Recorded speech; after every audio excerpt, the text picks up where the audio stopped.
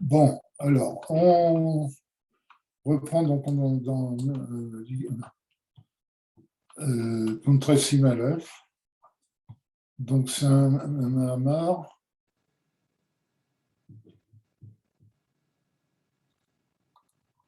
sur. Oui, oui, oui. Donc, c'était un Mahamar sur les Tzimtzum. Et on avait expliqué que la lumière qui était avant le Tzimtzum était une lumière où la définition, la limite n'apparaissait pas, d'accord?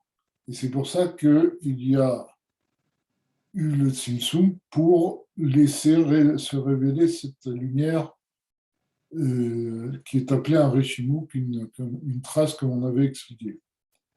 D'accord? Parce que justement, cette lumière limitée, devant l'illimité de la lumière avant le Tzimtzum, de la révélation avec le Tzimtzum, le Or Ein Sof, était complètement annulée devant cette force illimitée. Ok, donc on est à ce paragraphe. Veine, achar shenitgale prinat koach hagvul. Donc, une fois que la force de limite s'est révélée chez Ben Sof, donc cette force de limite, comme on l'avait dit, qui était dans le Or Ein Sof avant le Tzimtzum, mais il était complètement annulé. On avait dit que c'était comme des lettres gravées dans une pierre de part en part. Vous vous rappelez de ça? Qui n'avaient aucune existence. D'accord? Comme je vous l'avais dit, il n'existait que parce qu'on ne peut pas dire que quelque chose qu'une force qui est sans limite ne contient pas la limite. D'accord? On ne peut pas dire que Dieu qui est omnipotent n'a pas la possibilité de créer la limite. Donc en fait, c'est par raisonnement négatif qu'on arrive à dire qu'il y a une force de limite avant le Tzimtzum. Mais cette force de limite n'est pas du tout une existence à part entière avant le Tzimtzum. Donc, on avait dit c'était donc comme des lettres gravées de part en part dans la pierre qui n'ont aucune existence en elles.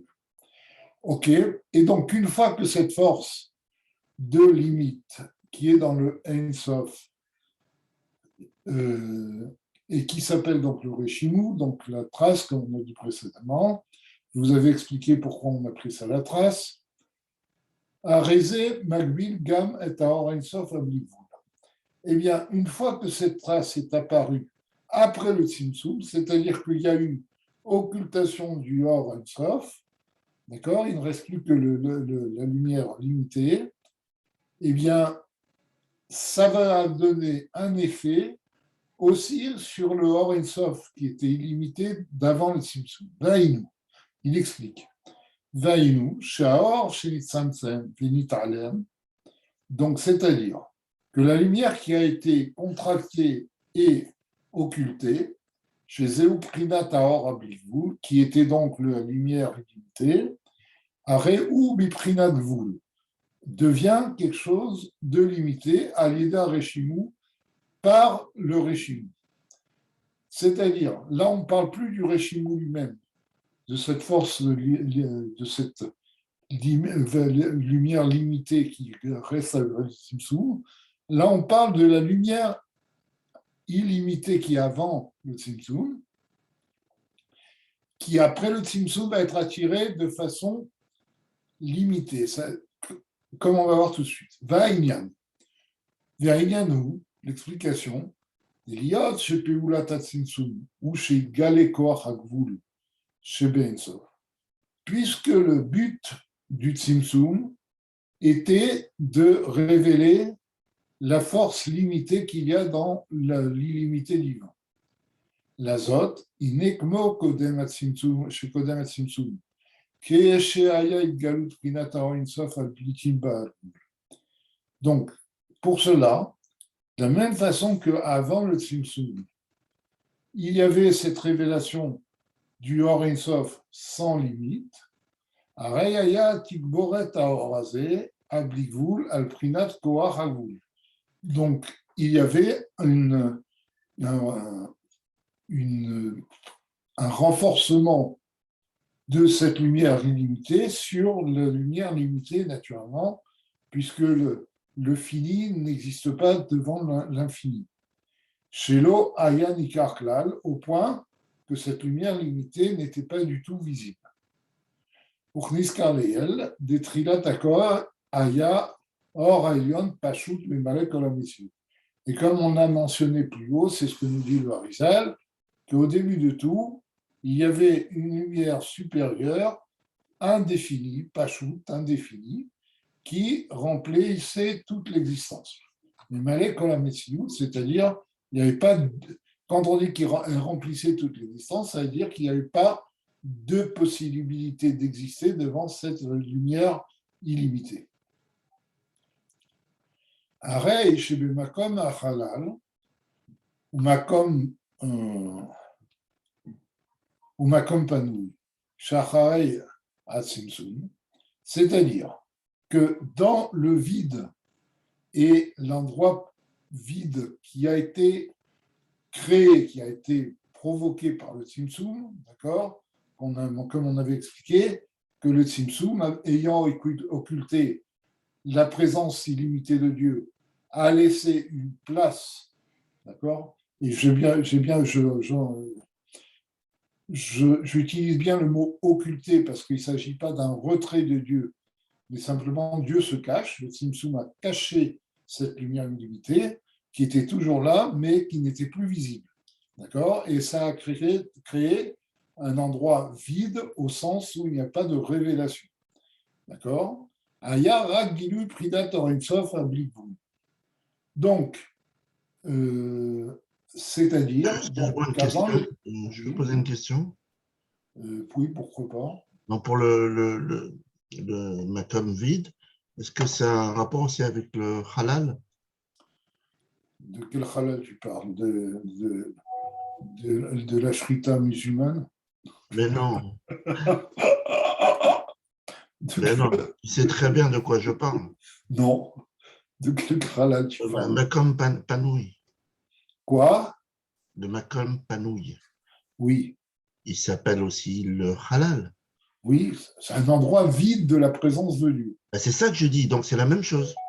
Ah oui, oui, halal et makom panoui, oui, c'est deux mots qui désignent la même chose. Ah, c'est tout ce que je voulais savoir. C'est bon. Ah bon, d'accord. Non, je croyais que tu me posais la question, est-ce que c'est en relation avec l'espace physique? Non, c'est ça, pour la shrita, je m'en occupe, t'inquiète pas. Non, non, je pensais que tu parlais du halal, tu sais qu'en hébreu moderne, l'espace physique, Oui. ça s'appelle le halal. Ah oui, oui, oui, oui. Vous savez que quand le rabbi a quitté ce monde, moi j'étais chez le rabbi, et il y avait tous les journaux israéliens qui avaient fait, la première page était sur le rabbi, pas seulement la première page. Il y a en Yediot, il y avait 7 ou 9 pages sur le rabbi. C'est une édition spéciale. Et dans Yediot, le titre c'était Imeize Admur Arshav Atatucha Ledaber Latisot Bechalal. Avec quel rabbi maintenant tu vas pouvoir parler des voyages dans l'espace? Ah, d'accord. Incroyable. C'était très beau. Ah, incroyable. Donc c'est ça, le Halal Makom Panoui, c'est la même chose. C'est un endroit vide de la révélation et non pas de la présence de Dieu, d'accord? Et donc, ce qu'il dit ici, c'est que cet endroit qui maintenant est vide de la révélation de Dieu était rempli de ce Or Ein Sof, de cette révélation illimitée. Moken, Inelacha Tzimtzum. Alors, de la même façon, après le Tzimtzum,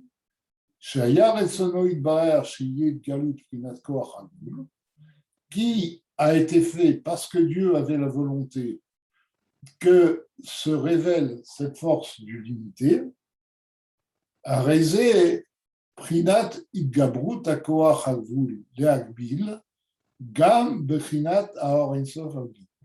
Eh bien, à partir du moment où Dieu a amené cette force de limite, eh bien, la force de limite elle-même a eu une influence sur la révélation illimitée.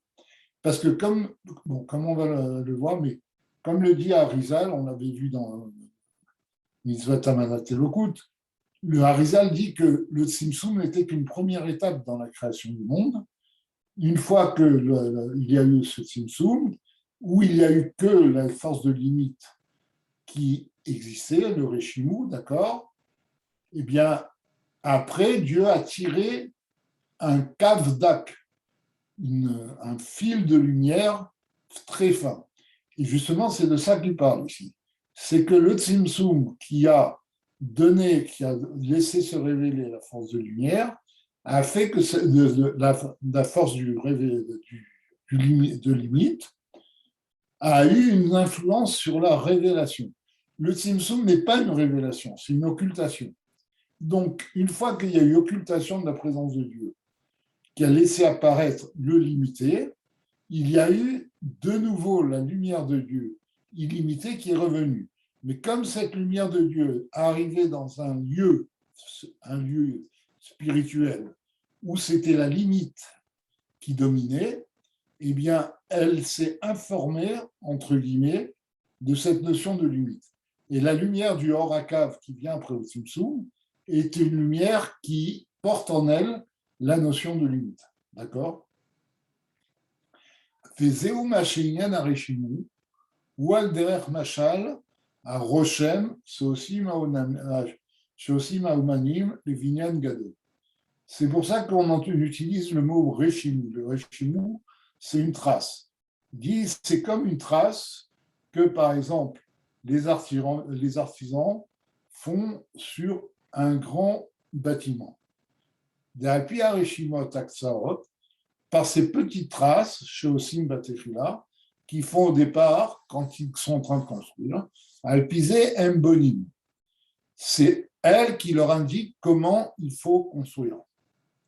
Bien que ces traces soient insignifiantes, c'est une toute petite trace qui dit, ben voilà, jusque-là, je vais faire ça, jusque-là. Mais ce sont ces petites traces qui indiquent comment, aux maçons, comment ils vont construire le bâtiment. D'accord? Donc, Alpizé, Mbonim, Acharkar, et Abinyan, c'est avec cela qu'ils vont pouvoir construire le bâtiment. Véritable Midrash Rabbah, comme c'est écrit dans le Midrash Rabbah, Betrilato, au début, Machal Melech Aboné Paltin. C'est comme il donne là-bas l'exemple d'un roi qui est en train de se faire construire un palais.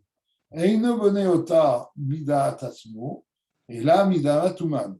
Il ne va pas la construire de lui-même, mais il va demander aux maçons, aux professionnels qui savent comment construire. Ve'auman Eino Boneota Midaat Asmo, et l'architecte ou le maçon ne vont pas le construire selon leur propre avis. Et là, disteraot ou fin kasaot yeshlo. Mais ils vont se fonder sur les tables de mathématiques, en fait, qui ne leur disent comment construire. D'accord? Vous savez très bien, c'est le travail de l'architecte de savoir par rapport à la hauteur du mur, quelle matière il faut prendre, quelle est l'épaisseur du mur qu'il faut mettre, etc., etc. D'accord? La da'at et achouosé chadarim, achouosé pishpeshim. Pour savoir, donc ça, là, il parle du plan, pour savoir où on va mettre des chambres et où on va mettre des petites pièces. Donc l'explication, l'exemple, donc ça c'est un exemple que donne le Midrash. Et comme vous le savez, le Midrash donne en allusion des choses spirituelles que Chassidut souvent révèle. Donc l'exemple de ce Midrash, les malades portent sur un sujet, un processus spirituel qui est quoi? C'est où Inyan Areshimu. C'est le Réchimou.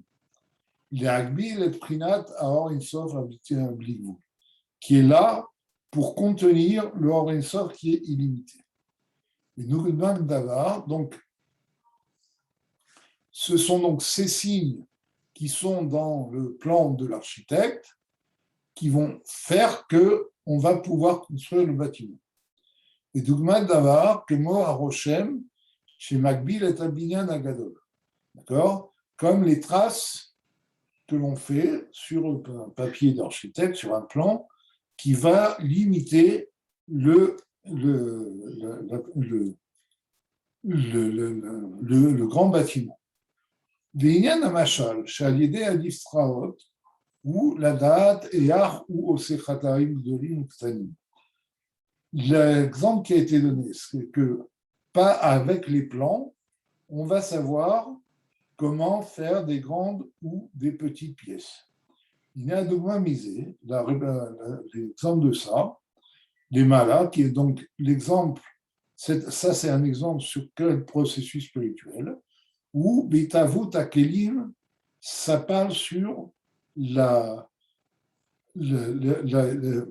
création, l'existence des réceptacles, des kelim, des sirotes, des shorsham ou miprinat reshim.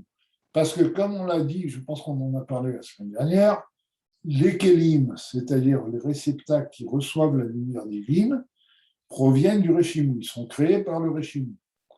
D'accord? Donc, c'est comme le plan de l'architecte qui fait que on va pouvoir construire des chambres à de différentes tailles à partir de ces plans. C'est la même chose, le reshimou, qui est la force de limite, qui est la trace, justement, le plan, va pouvoir construire des kélim où la révélation de Dieu va être plus ou moins grande.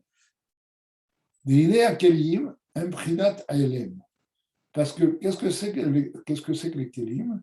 Les kélim, c'est une occultation, yadoua, dehors ou kéli, ou chli, ou orvecheli, ça dépend, ou prinat giloui, VLM. Parce que la lumière et le réceptacle, c'est justement la révélation et l'occultation. Shaor ou prinat giloui. Parce que la lumière, c'est la révélation de Dieu. V, akeli, ou prinat elem, et le keli, c'est la force d'occultation de Dieu. Comme on l'a déjà, je pense qu'on en a déjà parlé la semaine dernière, mais il faut garder à présent à l'esprit que Dieu n'est pas que Dieu se révèle n'est pas quelque chose de naturel, il se révèle parce qu'il a la volonté de se révéler. Et donc, de la même façon, quand Dieu occulte sa présence, c'est parce qu'il a la volonté de l'occulter. Ce sont les forces de Chesed et de Gvura qui ne sont pas naturelles. Il n'y a pas de nature chez Dieu. Quand Dieu révèle une lumière, c'est qu'il a une volonté de révéler. Et la force du Tzimtzum est aussi une force extraordinaire de Dieu. C'est la force de pouvoir occulter sa révélation. D'accord? Occulter son existence, en fait. Occulter le fait qu'il se trouve là. Velazot, iné shoresh hakelim. C'est pour cela que la racine spirituelle des kelim, mifrinat reshimu, provient du reshimu, de cette race, chez Zéou gamkem prinat koach ne'elam. Parce que le reshimu, c'est aussi une force d'occultation. Puisque, qu'est-ce que c'est que le reshimu? C'est ce qui arrive grâce à l'occultation du Roi Sof. Donc, le reshimu lui-même est produit par l'occultation de Dieu. D'accord? Mais la zé Véod Zot, et de plus. Sharei Itavut Akeli ou Biprinat Rechuk Davka. Une deuxième chose, c'est que le Keli est créé avec un éloignement de Dieu. On va expliquer. Sharei, Kol Inyan Akeli, ou Liod Biprinat Metsiut Davar Ma. Parce que tout le but du Keli, c'est d'être une existence définie. davarma, c'est-à-dire quelque chose de défini.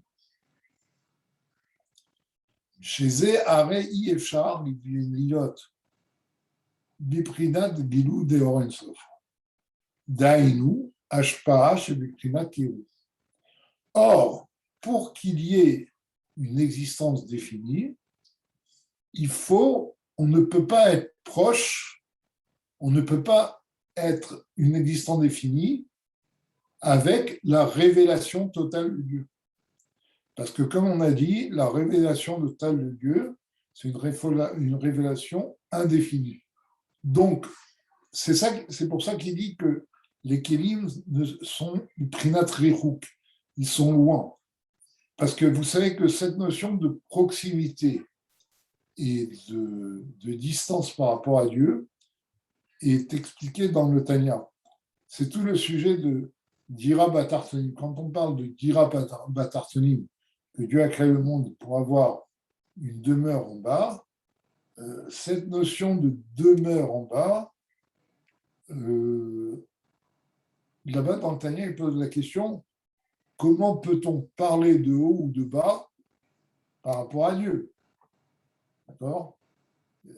Dieu est sans limite, il est indéfini. Comment on peut définir quelque chose de haut ou de bas par rapport à Dieu? Et là-bas, justement, il explique, plus la révélation de Dieu est grande, et plus on est haut. Et plus elle est petite, et plus elle est basse. D'accord? Plus on est bas, c'est-à-dire plus on est loin de Dieu. Et donc, en ce sens, les kélim, les réceptacles, sont loin de Dieu, parce que, justement, leur existence provient du fait que Dieu est a occulté complètement son Or Sof pour laisser apparaître la force de limite. D'accord? Donc, et comme la Gilouï, la révélation, c'est le Or Sof, donc elles viennent par une force qui est le contraire de la révélation, qui est une force en elle-même. Mais dans la définition de la proximité de Dieu, qui est liée à la révélation de Dieu, les kélim sont très loin de Dieu parce qu'elles sont justement créées parce qu'il y a occultation de cette révélation. Vous comprenez? Ok. Et donc, elles ne peuvent pas exister avec révélation de Dieu. Elles ne peuvent pas être une existence définie devant cette existence définie ne cohabite pas avec l'indéfini divin. Quoique, mais bon. Chez Zé, Arei Ifchar, Liot Miprinat Agiloui de Orensof.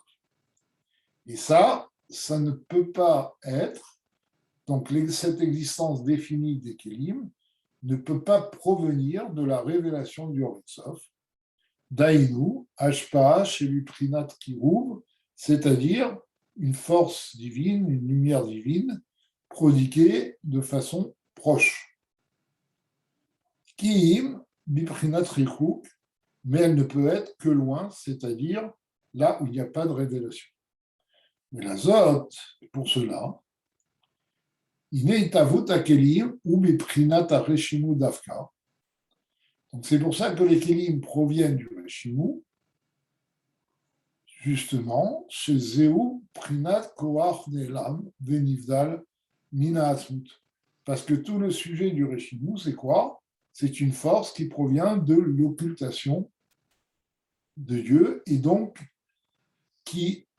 comme il y a occultation, ce qui va provenir de cette force va être séparé, va se sentir distinct de Dieu.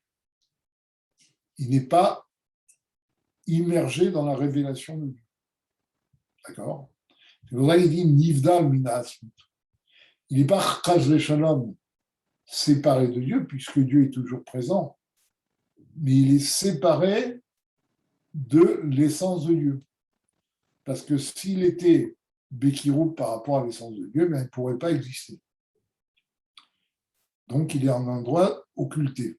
Et parce qu'il est occulté, il est séparé de l'essence, au sens où l'essence n'est pas révélée. Dainu biprinat rechuk, et c'est ça qu'on définit par l'éloignement par rapport à Dieu. Lachen, הנה התהוות מזה, ou גם כן מבחינת ריחוק. C'est pour cela que l'existence qui provient de ça est aussi une existence éloignée. Venivdal est séparé, Yod Prinat Biprinat Mitziut, qui va devenir une existence à part entière. Et c'est pour ça qu'il est écrit dans les Pirkei des Rabbi Eliezer, qui est un midrash, Natal Srorot, ou Zrakan, ou Mehen Naasa Haaretz, que Dieu a lancé des pierres, a pris des cailloux, et il les a lancés, et de là, la terre a été créée. Qu'est-ce que ça veut dire? Dehaïm. Prinat Itavut Akelim, ça, c'est une allusion à l'existence des Kélim, Shemia Reshimu, qui proviennent du Reshimu. Uma Shekatu Uzrakan, et donc pourquoi le Midrash dit qu'il les a lancés, ou Keyadoua, Shamashal Reshimu, Sheu Bikoach Hazrika. Donc, parce que c'est connu qu'on donne comme exemple pour expliquer ce qu'est le Reshimu, la force de lancer. Comment? Comme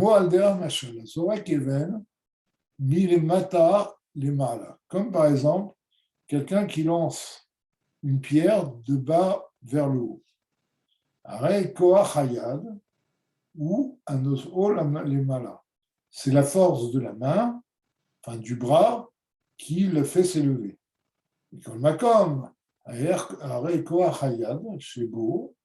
Ou nivdal minasmut kocho legamre.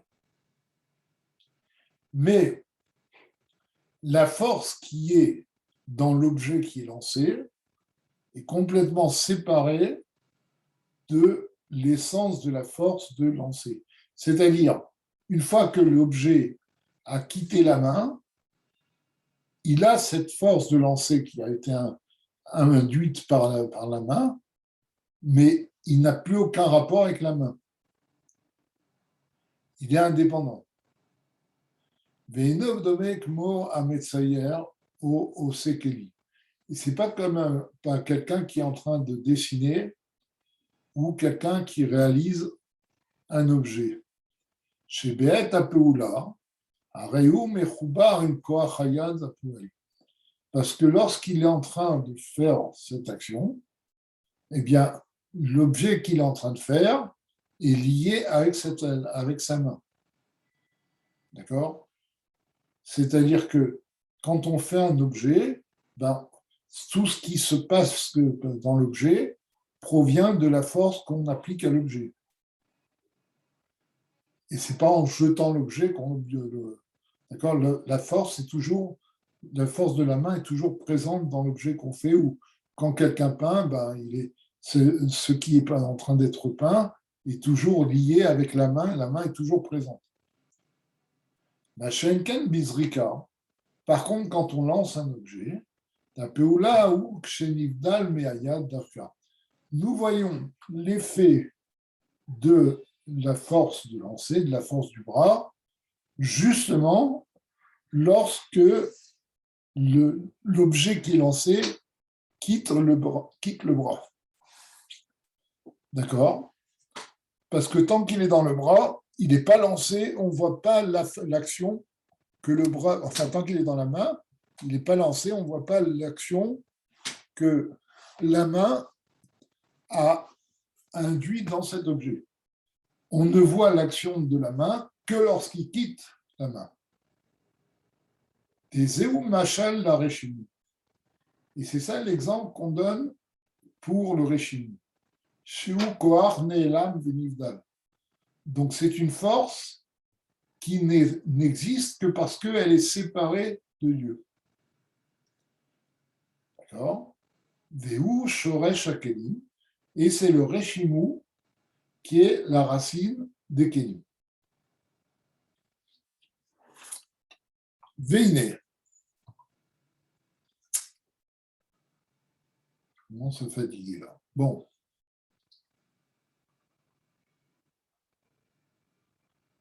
Je prends 2 minutes de pause.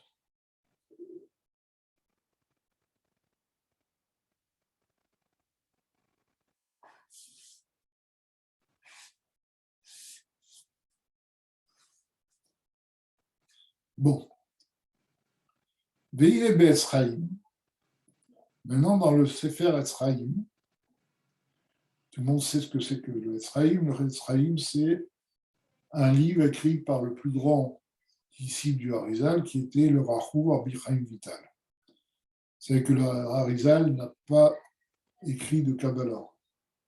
Tous ces écrits de Kabbalah ont été, enfin, toutes ces paroles de Kabbalah ont été mises par écrit par ses disciples, et le plus grand de ses disciples qui a écrit les livres les plus fondamentaux du Harizal, c'était Rabbi Chaim Vital, qui était plus vieux que le Harizal d'ailleurs. Donc lui, il a écrit 2 livres fondamentaux, en particulier, qui sont le Etzraïm et le Péri Etzraïm, qu'on cite très souvent dans Chassidut. Donc dans Etzraïm, dans Shahar al-Kudim, alors Etzraïm est séparé en plusieurs portiques qui correspondent à des chapitres, si vous voulez. Donc le portique des Akudim, Akudim. Mais voir, je ne vous expliquerai pas ce que Akudim, ce n'est pas le sujet, si on y arrive, on en a déjà parlé. Mais voir, il est expliqué, des Tavot Akelim ou Minaor, que l'existence des réceptacles provient de la lumière. Ce qui a l'air de contredire ce que l'on a dit précédemment, puisqu'on a dit que les Kélim provenaient de l'occultation de la lumière. Qu'est-ce que ça veut dire? On dit Ve'aïmu de Meit Avutaor Naase Akeli. Donc là-bas, il dit qu'en fait, le Kéli, c'est un épaississement de la lumière. Qu'est-ce que ça veut dire? Ve'aïnyanu, en fait, des Shoresh ou Makor Itavut Akeli ou Minareshim. La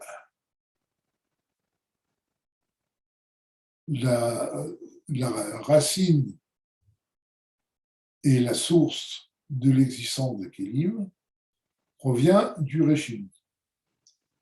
Dire Shimu ou Koach Hagvul Sheba Ensof. Et le Reshimu, c'est la force de limite qui est dans le Ensof, qui est Iskarel, comme on l'a dit plus haut. Beu Kedugmat, Prinat Keli, Beshoresh Harishon. Et il est comme, il a l'exemple du niveau du Kéli dans sa racine première. Valken, Inema ou Shoresh Itavut Akeli.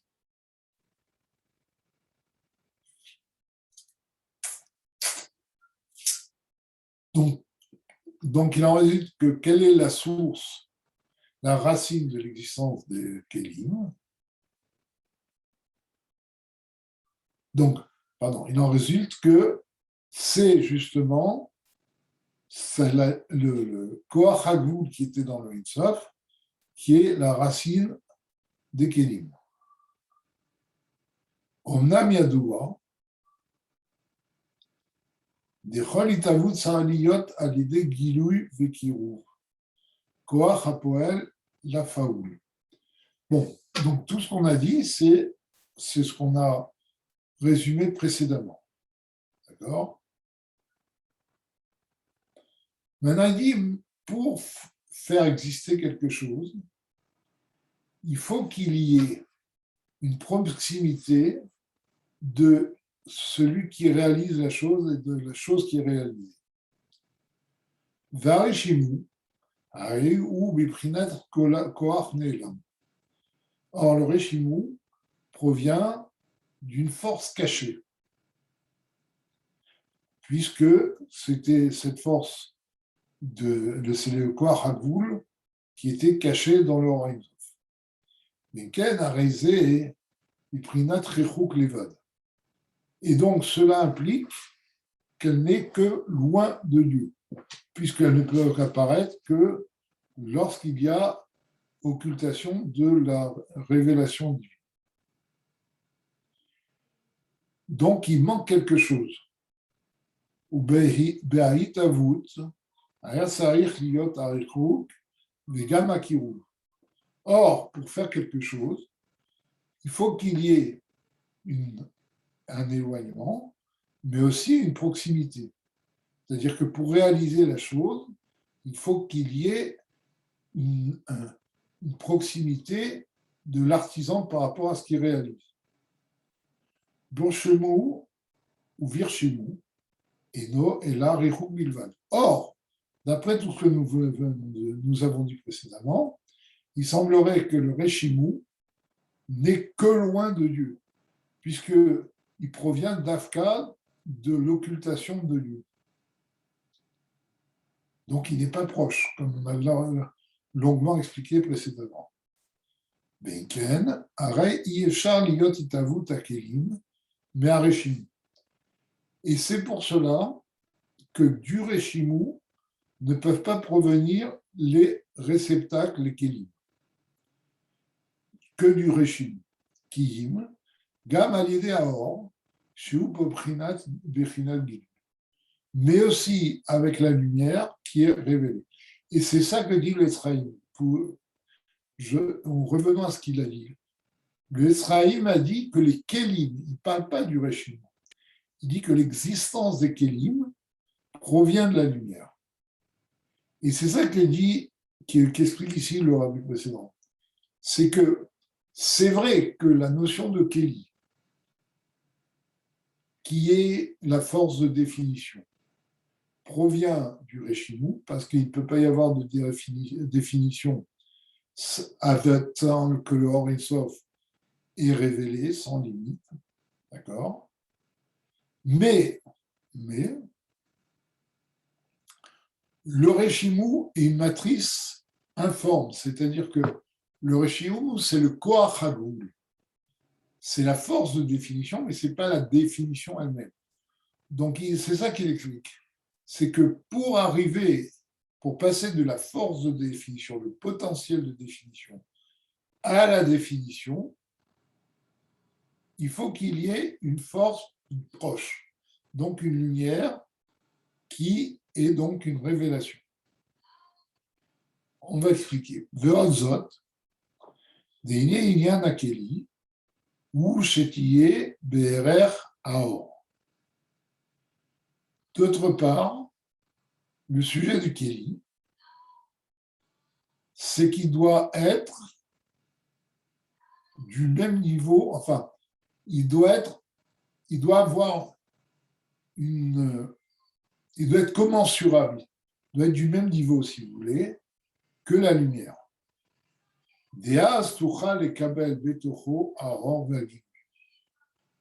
De façon à pouvoir recevoir la lumière. C'est-à-dire, si la Kéli a été complètement déconnectée de la notion de lumière et de révélation, il ne pourrait pas recevoir la lumière divine, même la lumière après le Tzimtzum, même la lumière du Horakav. Du fait qu'il doit recevoir une lumière, il doit avoir en lui une force qui ressemble à la lumière. Une force qui est liée à la lumière. Vous comprenez ? Il doit être adapté à la lumière. Donc c'est pour ça que pour confectionner, entre guillemets, en pratique le Kéli, le Réchimou tout seul ne suffit pas. Il faut qu'il y ait une lumière qui participe pour l'informer, pour lui donner la structure qui va permettre de recevoir la lumière. Je vous donne un exemple très simple. Si on veut faire une cuvette, d'accord ? Une cuvette en bois, ok ? Ben, on a, pour faire la cuvette en bois, on a du bois. On commence par quoi? Par un bloc de bois. Ce bloc de bois contient la possibilité d'une cuvette, mais ce n'est pas une cuvette. Donc maintenant, pour que la cuvette existe, il faut travailler le bois de façon à ce qu'il puisse recevoir l'eau. Parce que le bois, un bloc de bois, un cube de bois tel quel, ne peut pas recevoir l'eau. Donc il faut imprimer au bois une force qui fasse que ça puisse recevoir l'eau. Vous comprenez ce que je veux dire? C'est exactement la même chose. Le bois, c'est comme le réchimi. C'est un potentiel de kélim. Mais ce n'est pas les kélim. Il faut travailler sur réchimou, entre guillemets, par justement une lumière de Dieu, parce qu'il n'y a que Dieu qui peut créer. Donc, pour sortir du réchimou des kélim, il faut qu'il y ait une révélation de Dieu qui se mette au niveau du kéli, de façon à ce que le kéli puisse recevoir cette lumière. Vous comprenez? Il faut qu'il y ait une lumière de Dieu qui participe à l'élaboration du kéli. Vieux motard que j'aimais. Est-ce que cette lumière doit être limitée ou illimitée? Non, elle est limitée. Justement, c'est ça que c'est le Horacal qui va donner cette force. C'est impossible qu'il y ait la lumière telle quelle qui revienne pour faire le. C'est le Horacal. Mais elle est limitée. C'est-à-dire qu'elle sait au moins informer de la limite. Le Horacal, c'est très, très compliqué à comprendre.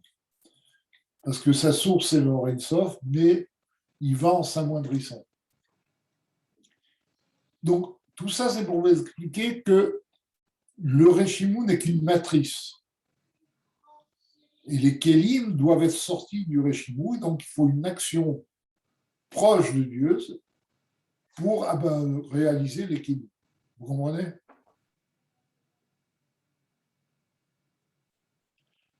Ok. כמו דרך משל בכלים גשמיים, עניינם לקבל בתוכם את הנתון בהם, דאופני הכלים הוא לפי אופן עניין קבלתם. Comme j'ai donné l'exemple, comme on voit dans les récipients matériels, d'accord, leur but, c'est de recevoir quelque chose en eux, eh bien, on va les façonner selon ceux qu'ils vont recevoir. Vous comprenez? Par exemple, une tasse va être faite pour des boissons chaudes. Donc, elle aura une anse. Un verre sera pour des boissons froides, etc. Pour la pâte, on va avoir un grand ravier, etc. Chaque kéli correspond à une certaine utilisation. Et c'est cette force qui est imprimée pour le rendre utilisable qui est appelé le or qui participe au façonnement du kéli. Donc, il continue l'exemple. Kélim, Amekablim et Tochamochalim. Il y a des récipients qui sont là pour recevoir de la nourriture. Même Beofen Acher, Mikmo, Kélim, Asuim, les Kabel, des Tocham, Mashkin sont différents de récipients qui sont faits pour recevoir de l'eau. Moken, Yuvan, Kodechol, il y en a Kélim, ou chez Yuchlou, les Kabel, Betocham, Aor, Vagilu. Donc, de la même façon, tous les kélim qui sont créés par Dieu sont faits de façon à ce qu'ils puissent recevoir en eux-mêmes, en eux, la lumière et la révélation.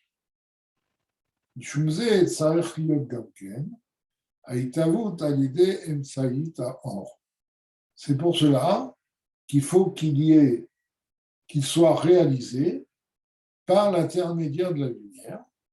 Deaz lefi ofen gilou yaor ken qui est akeli. Parce que selon la façon dont la lumière va se révéler, ça va donner la forme au keli.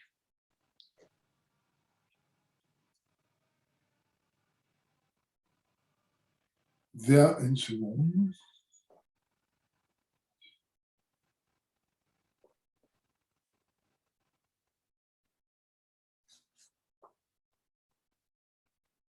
Alors là, on rentre dans un long machin. Bon, je vous propose d'arrêter là. En plus, je suis un peu fatigué. Donc, on va arrêter là. On laisse le machin pour la semaine prochaine. Bon, c'est un peu complexe. Enfin, c'est pas, les exemples éclaircissent beaucoup les choses. Mais bon, c'est des sujets très importants. Il y a des questions à poser sur ce qu'on a dit, puisqu'il nous reste un peu de temps. Si vous pouvez reprendre un peu le halal, s'il vous plaît. Définir le halal. Le halal, moi j'appelle ça un espace de création. C'est-à-dire que